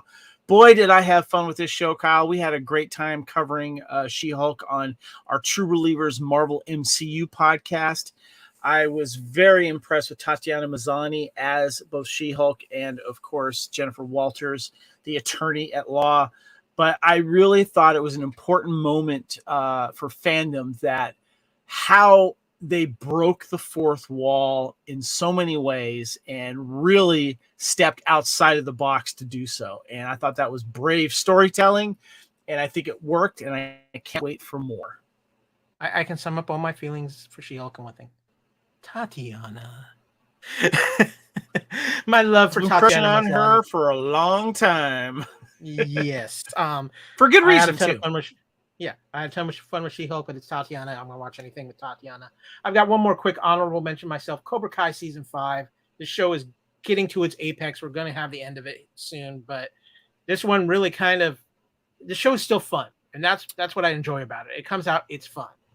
My wife, Erin, made a good comment about this, and I thought it was a very good point, that all of the seasons of Cobra Kai, there hasn't been like a crappy season, for me, season 2 of Stranger Things was, usually when you look back at a thing or like season, was it 8 or 7 or whatever, the last season of Game of Thrones, a lot of people didn't like the last season. All the seasons have been strong. Yeah, no, all the seasons have been strong. All the seasons have been fun. It's brought some great young actors to us. And of course, William Zabka as Johnny Lawrence is just phenomenal in this series. He's become a lot of people's spirit animal. Yeah, he really has. Eagle Fang! Yes, I just love Johnny's taste in music and style. So with that, let's get into our top 8 things. The order we do these in aren't necessarily the order like this is number 1, so forth. But these are just things that we felt were like our top 8 things. Oh, real quick, a Kevin. little caveat. My top 3 or 4 that I'm going to save till the end, they are in order for particular reason. Okay, you have legitimate reasons for that. So first thing I'm going to throw out is something we talked about a little bit earlier in Let's News, Kevin. James Gunn being named the head of DC Studios. I think this is an absolutely huge thing for fandom. It's already having effects, positive and negative, but I think it's also going to be one of the top stories to watch in 2023 as James Gunn begins to shape the DC movie universe into the image he has for it. And I think it's going to be very interesting to see how this plays out because I think he's going to take a much different approach. And let's not forget, he did learn a lot from Kevin Feige with his time from Marvel. So I think he knows how to build a universe proper. Excellent point. A lot of people are a little upset by these sudden changes and not having these stars return. It needs to be done, folks. I'm sorry. I've been, as much as it sucks that I'm not going to see some of these characters back as these iconic DC heroes or villains for that matter.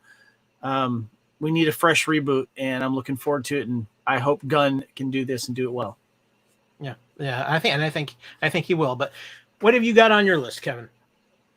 Okay, well, do you want to just mention one that's on your list? I guess go from there. Yeah, if you want to, please feel free.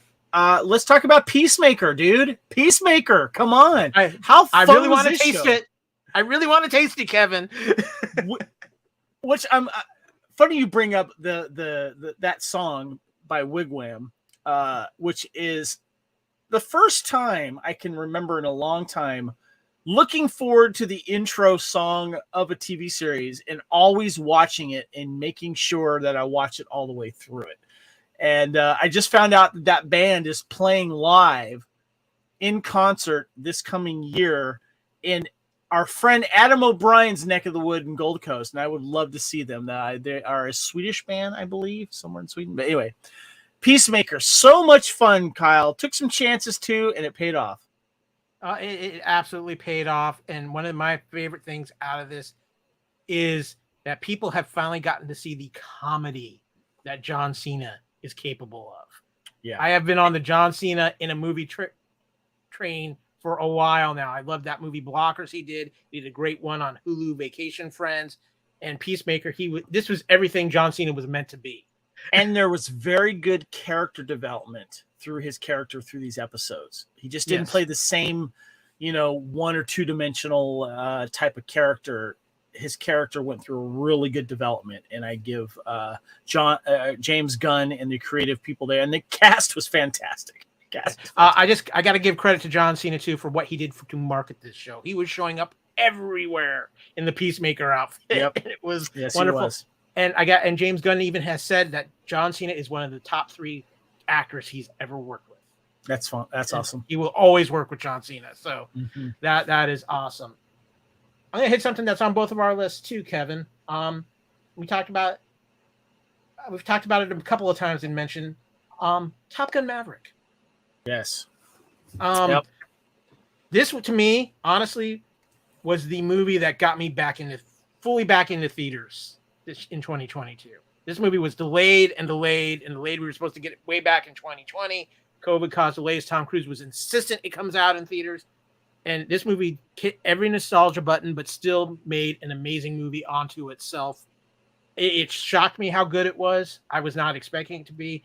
And I can understand the people have that it might be better than the original Top Gun.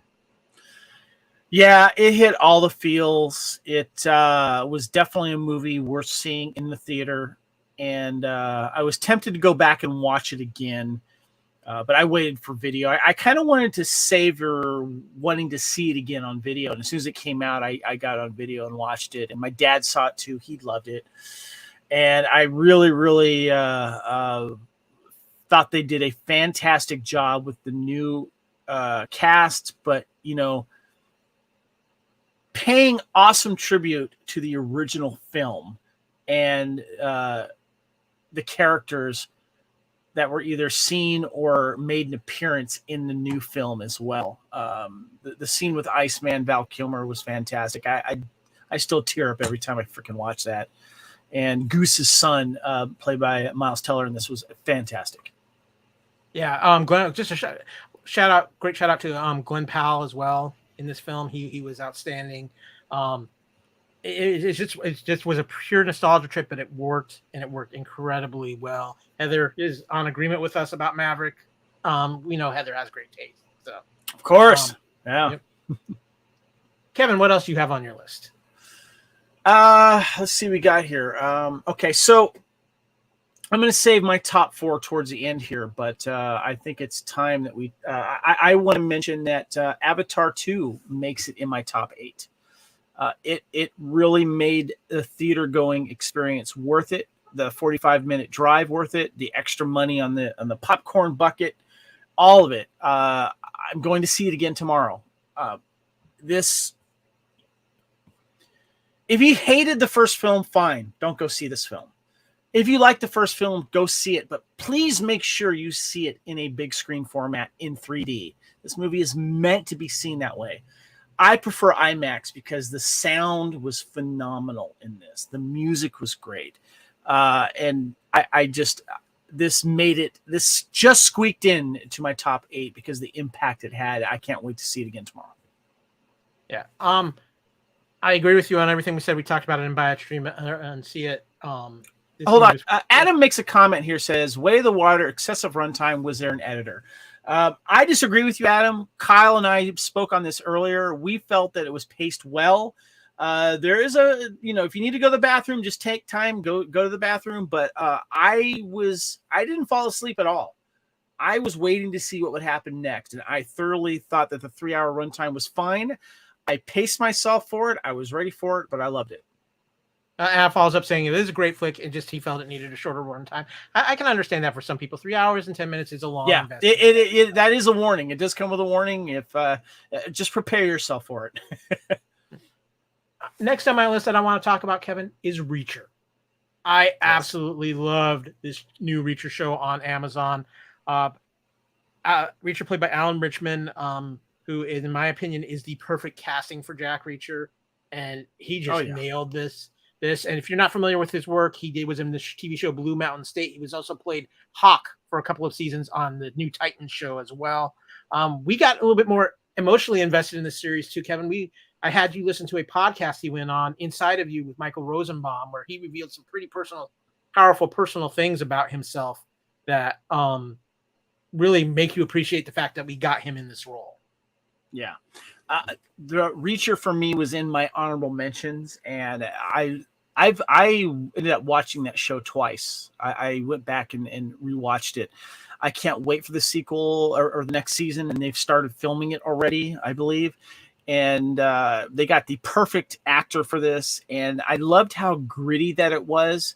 And but the best part about it was that, and I did get this in the Tom Cruise film, is it's a whodunit. It's a pick up the clues and find out this conspiracy or this murder or whatever. And you're kind of along for the ride because you're watching the clues as they're being dropped and who's good, who's bad. And I'm looking forward to seeing some of the returning characters come back. I agree with you. I know it's greenlit for season 2, season 3. I think season 2 is in post-production now. So yeah, I'm looking forward to that. I got to address something here. Adam O'Brien dropped Where's the Scott Adkins Love? He's talking about the Accident Man series. I saw the trailer finally for the first one the other day, and it's something I got to check out. It looks like it's kind of. I have seen fun. Accident Man. It was good. I did enjoy it, and I'm a huge fan of Scott Adkins, and I like to say that I was the one that discovered him. Scott Adkins has a cameo in the Netflix film Day Shift with Jamie Foxx that is absolutely hilarious. So definitely check that out. But Avengement, I think, is his best film. I know Adam loves that film. Check out Avengement, especially if you're a fan of British gangster films. It's fantastic. Kevin, do we want to bring up the thing that we still both have on our list? Yes, let's do it. Okay, Andor, Star Wars Andor. Oh my God. The show that, in my opinion, Kevin, has changed the playing field for Star Wars. and nothing but a good way.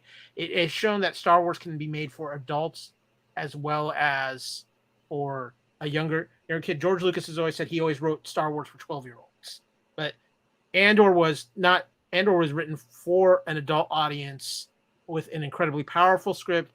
Some people complain about the slow burn nature of Andor, but it works so well. It was such an emotional and just a totally different Star Wars experience that just I think blew a lot of people's minds, and really people didn't know what to think at first, and then just once they got into it and got in the flow of it, they loved it. Kevin. Best written Star Wars of the new era, probably the best written since the original trilogy. I'm going to agree with Johnny K on that.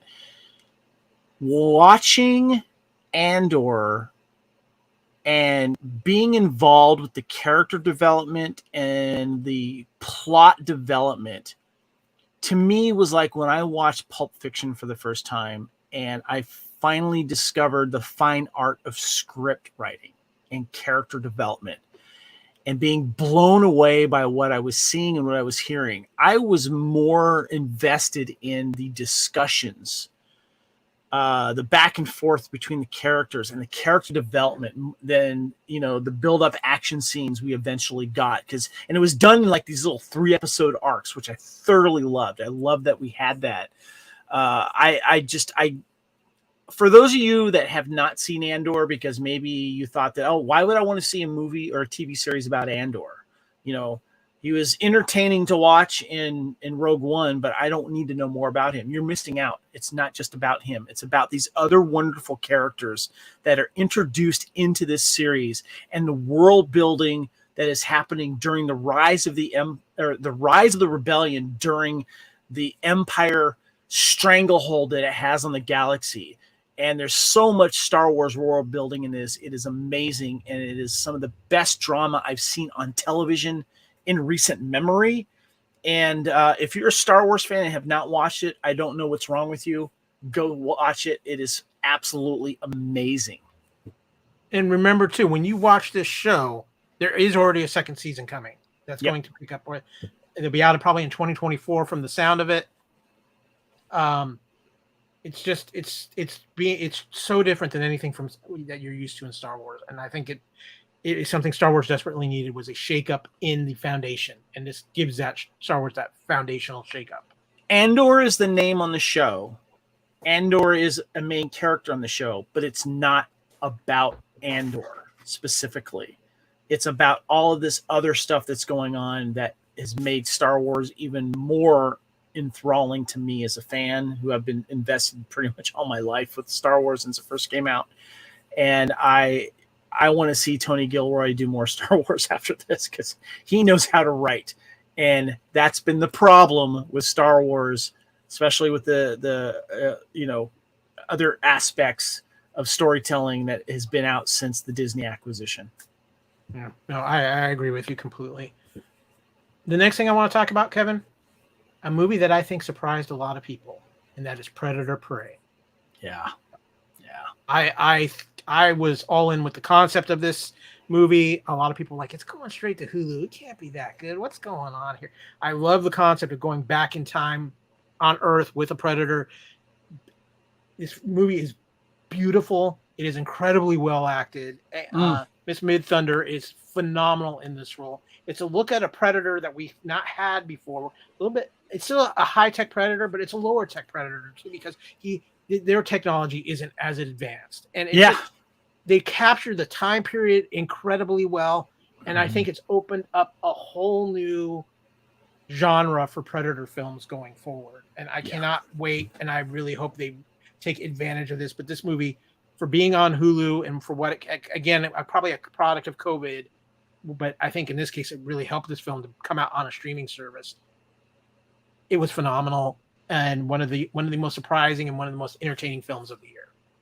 If I had the option to go pay to see it right now in the theater, I would go see that. Because I would love to have seen the way this cinematography and the location and the young woman that is the star of this film. I would love to have seen that on the big screen. I thoroughly enjoyed it. It was just a great incarnation of the Predator series done in a fantastic way. Loved it. Absolutely loved it. Yes, 100%. Kevin, we're going to start getting into the point of your list. Some of this stuff is pretty personal, so I want you to pick something from the remainder of your list and share it with us. The Orville New Horizons. The season 3 of Orville that we finally got. Season 4 is still up in the air. We don't know. It's moved to Disney Plus now here in the States. Went from Hulu to Disney Plus. Still on Hulu, I think, but now on Disney Plus in the States. I know it was in Disney Plus overseas. I want to thank William J. for reminding me about that when I was trying to put my list together. Absolutely love the Orville. We covered it here on the Fandom Podcast Network on the Union Federation podcast. This season did not disappoint. It exceeded expectations. It also it tackled subjects that Star Trek danced around, and it decided to hit you right in the face with some of these things, and some of them were very timely. Wow. And was beautifully shot, beautifully acted, and just absolutely well done. A lot of character development and callbacks to previous seasons of threads that were left kind of dangling out there. They went in and tied some of this stuff up, but yet still left some stuff out there to explore. If they have another season, fingers crossed, please stream it. Keep streaming it on Disney Plus. Get those numbers up. And if not, maybe a movie, we'll see. Absolutely love the Orville. I know you did as well, Kyle. Yeah, this season, switching over to being on Hulu and then eventually moving to Disney Plus, we knew we were going to get a little bit of different from it from its first two seasons on Fox, but the change was astronomical. How they handled topics, the emotion of this season. I think Seth MacFarlane wrote the season not being sure if he was going to have season 4 or not. We still don't know at this point. I saw a tweet today by Seth MacFarlane saying he still hasn't heard anything. He knows it's an expensive show in a very weird financial time right now, but he still has hopes and he says that they give us the green light, we're all in and ready to go. This season, it takes a lot for me to cry on a TV show, and there was definitely some tears in a couple of episodes this season on the Orville. And it carried a weight to it that shows that was just at another level. And I mean, outside of Strange New Worlds, it was the best live action science fiction I watched this year. And by the way, for those of you that think the Orville is just a parody of Star Trek, it is not. Yeah, especially this third season. I mean, if it's its own show, it stands on its own merits, and if you have not watched it, please go watch the Orville. Especially the third season, this New Horizons. I'm going to keep it on TV shows, Kevin, because there was 2 shows that I binge watched this year. Reacher was one of them. The other one is Wednesday, and I talked a bit earlier when we did buy it, stream it, Unsee. Wednesday had that Buffy vibe for me, and it's been a long time since I've had something give me the Buffy vibe to me, where it was fun. The characters we had some Buffy feel to them for me as well. Wednesday just pulled me in a way a show hasn't done in a good while. Jenna Ortega is phenomenal as Wednesday Addams. I mean, it was one of the best performances of the year. And this show was amazing. And I tell anybody, check it out. Even if it's not necessarily you feel like it would be your thing, check it out. Give it a chance, because I think you're going to love it. Because even with the themes of it, I think there's something there for everybody. Heather says it reminded her of Sabrina on Netflix. It's funny you say that, Heather. So did my wife. My wife said the same thing because she likes that Sabrina got dark. And Wednesday got dark too, in a kind of a little bit different tone, but still, it wasn't like this little cute show. But yeah, my wife said the same thing, Heather. Well done, yeah. I want to just add real quick, Kevin. Season 2, I need more Uncle Fester. Yes, I was just a big fan that the Hand had such a large role in this series, and I thought that was fantastic. So yeah. Okay, what is up next for you on your list, Kevin? So we obviously are touched when it comes to our top 8 things of fandom in 2022. We also include events, and I had an event this year that happened very close to another event that I'm going to mention here, but that is Star Wars Celebration in Anaheim in year 2022, because that was postponed from 2020 because of COVID, and we finally got to have it happen.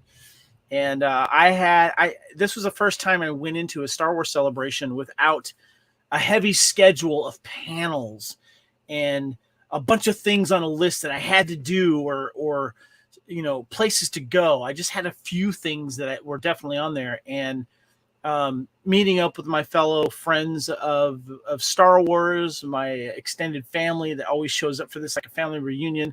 But there's a few events that happened there, like the Wilrow Hood Run that I participated in was fantastic. My fellow 501st and Rebel Legion family there as well. But the most fun night that I had there was the special Star Wars night that they had there at Disneyland, or I should say the Galaxy's Edge there. And my fellow 501st Imperial Officers Corps, led by my buddy Robert, all dressed up as a different variety of Imperial officers, and we invaded Batuu. And we got this huge group picture in front of the Millennium Falcon there. We went on the Rise of the Resistance ride. The people that were running that ride were taken aback by all these Imperial officers that went on that ride. We did the Falcon ride. That was the highlight of my Star Wars Celebration, and I just absolutely enjoyed that.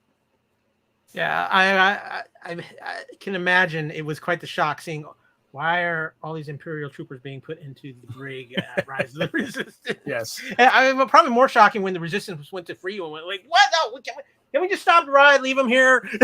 Yeah, that was a lot of fun. So Star Wars Celebration, definitely. Okay, the last thing on my list is something that I think is very important for a couple of reasons. And Kevin, it's the return of fantasy TV. We'd gone a little while without it. Probably Game of Thrones being the last thing. We've gone a few years. But not only was it fantasy, it was major fantasy. Because we return of Game of Thrones with House of Dragon, Rings of Power on Amazon, and, of course, Willow returning on Disney+. Three of the bigger fantasy franchises that we grew up with. Obviously, each one a little different in its own right, too, appealing to different audiences. But I think getting the fantasy genre back is something we've needed for a little bit. It's been we've got a lot of science fiction, we've got a lot of space things going on, but we haven't had anything real big in the fantasy genre since the original Game of Thrones. Yeah, I dived into House of Dragon. I was invested right away with that. Full disclosure, though, and I haven't done it yet, but I am going to. I have not watched Rings of Power yet, but that is, and I'm a big fan of the Lord of the Ring trilogy that came out in the early 2000s, and so I'm definitely going to watch this because I want to see it. But I haven't also watched Willow yet either. I do plan on doing that. But yes, the genre is important. It's a genre that I love, and I'm glad that it's back.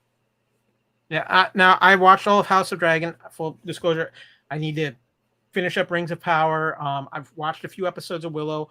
I think they're all different within themselves here, and I think that's a good thing because it's something to appeal to everybody from different aspects of that genre, and I think that's really important. But just getting that fantasy TV quality shows back, I think it's really good, and they're getting budgets to work with as well, and I think that's great to see. But Kevin, your last two items on your list, I'm just going to sit back, let you go, because they're both tie into something pretty personal.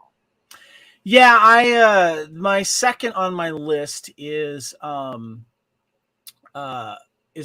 trip back to Australia, which was delayed for COVID reasons. And I was supposed to be there in 2020 to get married to my lovely bride, Erin, and we were going to get married there. We made plans in 2019. And of course, the COVID changed that, and Erin got stuck over there. I got stuck over here. We didn't see each other for close to 2.5 years. And then we finally got married. But going back to Australia was an event for me because it was nice to finally connect again with Erin's mom and her brother and her family, seeing Erin's friends, and just being part of Erin's life there in Australia. I went to all of her cycle classes. She's a fitness instructor, and just spending a lot of time with her. But we weren't just hanging around the house. We were busy. We saw 4 concerts there. Not to mention Guns N' Roses. Got to see Slash back with Axl and Duff, and we saw them, and we got really cheap tickets, and really enjoyed that show. And I got to see one of my favorite bands from the late 80s, early 90s called DAD. They're a Danish rock band I've been wanting to see all my life, and I saw them live in an intimate situation. And we saw the Heinley Street Social Club, which is a fantastic Australian band that does really high-end production covers of all of our favorite songs from the 70s and the 80s. Highly recommend, if you're in Australia, check them out. They're going to be jumping the pond hopefully soon. And I saw my first ever production of Phantom of the Opera. Never seen a movie, never seen a play. Saw the play there in Melbourne, Australia. It was great. Saw Friends, the musical parody, live in person. It was great. But also one of my highlights was Blu-ray DVD hunting in Melbourne, Australia. Found some great places to get some physical media. Of course, as I mentioned, JB Hi-Fi is like when Best Buy was good back in the early 2000s, but on Cocaine Bear cocaine. A great store for vinyl and CDs and toys, and of course electronics. Just a wonderful store. And found some other used DVD places, and I just love downtown Melbourne. Really enjoyed my trip to Australia, and that was an event for me, and just being able to be back with Erin in her home as well. So that is number 2 for me, Kyle. Yeah, I mean, your trip through customs. Had no problem with that. They're used to a bunch of DVDs and Blu-rays coming through customs. Okay, so I'm gonna before you move on to number 1, I just want to say something. What's number 1 on Kevin's list, most of you will probably figure out already if you've paid any attention to the Fandom Podcast Network for the last few years. This is number 1 for every member of the Fandom Podcast Network because we love Kevin, we love his wife, and he is my brother, and I love them both so very much. And for what the number 1 event is something we've been wanting for Kevin for so long, and we've, he knows how much we love him and how much we've supported him and tried to be there for him. So some serious trials and tribulations, not of his own doing. And we finally got to Apex. My only regret is I couldn't be there in person for this event, but I was thankfully Kevin and Erin were generous enough to be able to share their event out with some of us. And Kevin, I'm just going to let you take it over from there. Yeah, my number 1 fandom / event for 2022 is getting married to my lovely bride, Erin Gill. And yes, that is part of my fandom because we share fandoms that have brought us together. Highlander brought us together. We met in London because we both had just gone to Scotland together. Not together, but we both had gone to Scotland within like weeks of each other, and we met in London. And Highlander brought us together. Our first date was going to see the 30th anniversary of Aliens on the big screen there at the Prince Charles Theatre in London. And so we have Aliens in common. Raiders of the Lost Ark is our favorite movie, and so we share that together. And we were supposed to get married in 2020 in Australia, and unfortunately that couldn't happen. But she finally made it over here to the States back in April, and which is the reason why you couldn't go, Kyle, because you're heavy in tax season during that time. But the reason why we chose April is because, well, we're big fans of Aliens. Erin's got a big tattoo of the Alien Queen on her back, and we wanted to get married. We wanted to get a little geeky about it. We got married on Alien Day, 426, LV 426 from the original Alien, and Aliens is referenced, is where they find, of course, the alien colony. But this time, it stood for Las Vegas, April 26, 2020. And we even got matching wedding rings right there. There's a little alien wedding rings. We got those as well. And so finally getting married after having not seen Erin for about 2.5 years. We got married, and now we are a married couple. And it is the most wonderful thing that happened to me all year. And it was nice to share that with everyone that couldn't be there. It's actually on YouTube. If you go to my Facebook page, it's pinned to the top of there if you want to see the link, or just do a search for, I guess, LV 426 wedding, Aaron and Kevin. You can see it up there. It's about, 14 minutes, something like that. And thank you very much, Heather. Appreciate you. Sorry, I made that go away there, Kyle. But a lot of our friends got to watch it live as well, and it was fun because there was people around the world that couldn't make it, and it was a lot of fun. We did it in Vegas. We had a little kind of graveyard theme, and we waited a long time. I asked Aaron to marry me in 2017 in front of Bruce Campbell at a convention because we're both fans of Evil Dead, and finally got to marry Aaron. Lovely, gorgeous wife, Erin. So thank you so much, Kyle, because we had Erin on the show too a lot for different podcasts, and she's not only just my wife and was my fiance, but she's also part of the network, and she's contributed quite a bit to that. So you two are the first couple of the Fandom podcast. Yeah. And I just real quick, I want to give a shout out to Grant Kepster, who is the proprietor of Highlander Heart, the original big Highlander Facebook group, and our Bloody Kings Facebook group. We've had him on as well, and we met on that Facebook group, and he gave us a big shout out too of the first married couple of meeting on Highlander Heart. So Well, I'm just going to say this for anybody out there who wants a definition of what true love is. Kevin and Aaron did not see each other for 2.5 years. It was what, 2 weeks before you were to fly out to Australia when COVID lockdowns hit? Yeah, it was about 2 weeks, maybe 3 at the most. We were getting ready. We were wondering if we were able to do it or not. And unfortunately, my flight was canceled and border shut down in Australia. Yeah. Meg Ryan and Tom Hanks have no touching as far as long distance relationships compared to these two guys. And you know what Kevin doesn't know is that I am desperately trying to sell their movie rights as we speak. We've been able to make this thing work, and there's been a lot of video conferencing, of course, that helps quite a bit. But we're able to make it work, and we still are able to keep things busy on our end here. And then, hoping to head out there maybe next April. So we'll see. Yeah, it is definitely the number one highlight of the Fandom Podcast Network. And, we love you guys and just so happy it's finally. Thanks, man. And I want to thank all of our friends on social media that were able to watch it and support us and, contribute to our wedding fund, which is great. We're still planning our honeymoon. We're depending on a high cost of gas and everything. We don't know if we're going to put it into our road trip or if we're going to just put it into another trip that we're going to do together. But we want to thank everyone that contributed to that, and also want to thank those select few that did show up at the wedding. Jennifer being one of them, of course. Joseph as well, and our friends Janet and Todd, and several others that you guys that showed up. Matt, everyone, thank you so much for showing up. We really do appreciate it. My best friend Kat as well showed up, so thank you guys.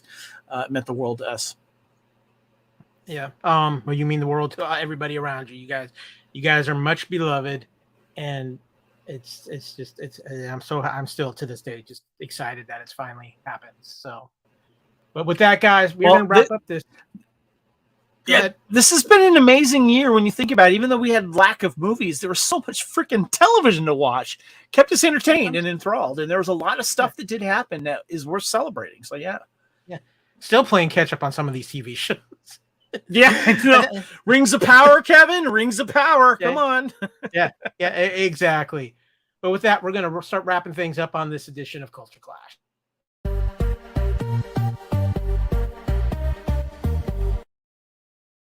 First of all, thank you to all of you who have joined in the chat today and been watching us, whether it's been on our YouTube channel, Facebook, Twitter, wherever you've been watching us. Thanks for joining us for a little holiday fun.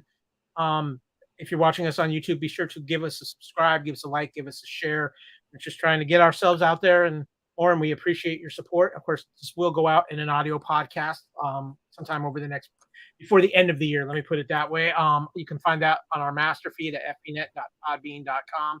You can also find us on pretty much any of the major podcast catchers out there, including Apple Podcast, iTunes, Spotify, iHeartRadio, all of them out there. You can visit our Facebook page, Fandom Podcast Network. You want to contact us directly, you can email us at fandompodcastnetwork@gmail.com.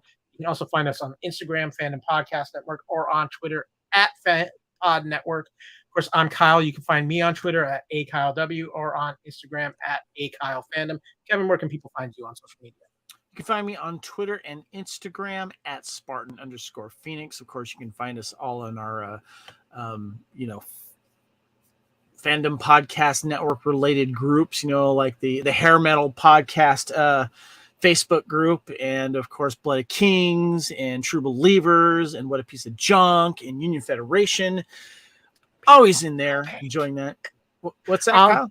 The network. It's so big. It's so network. And then, of course, you can find me on Facebook. So, and I actually did join TikTok. I'm on TikTok. I only got like 3 videos on there. I'm more of a lurker, but I am on there as well. So, before we close out, I would be remiss if I didn't mention and wish happy holidays to everybody associated with the Fandom Podcast Network this past year, whether it's our What a Piece of Junk guys, Scott, Derek, and Nathan, Adam O'Brien, the Lethal Mullet himself, Lee Fillingsness, your co-host on Blood of Kings, Lacey Adderhold, the Queen of Movie Foo, of course, Amy Nelson and Halen Stoddard for their great work with us on Union Federation, and also a Merry Christmas and shout out to all of our friends at the BQN network as well. Mm-hmm. Thank you for that, Kevin. We're going into year 6. Wow, it's right. 6. We're going into year 6 of the Fandom Podcast Network. Wow. Yeah.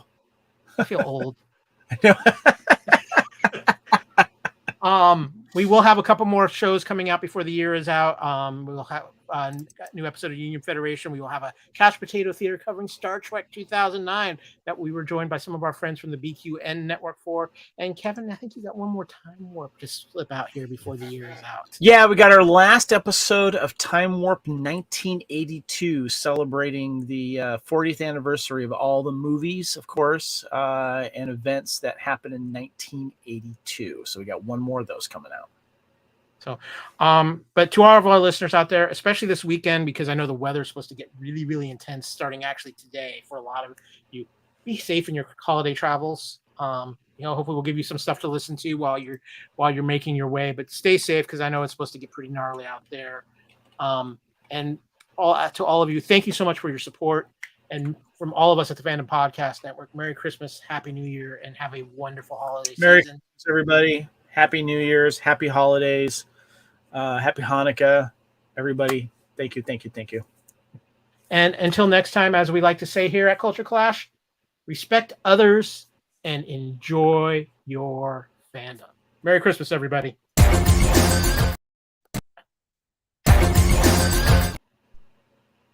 We're having technical problems. Santa strikes.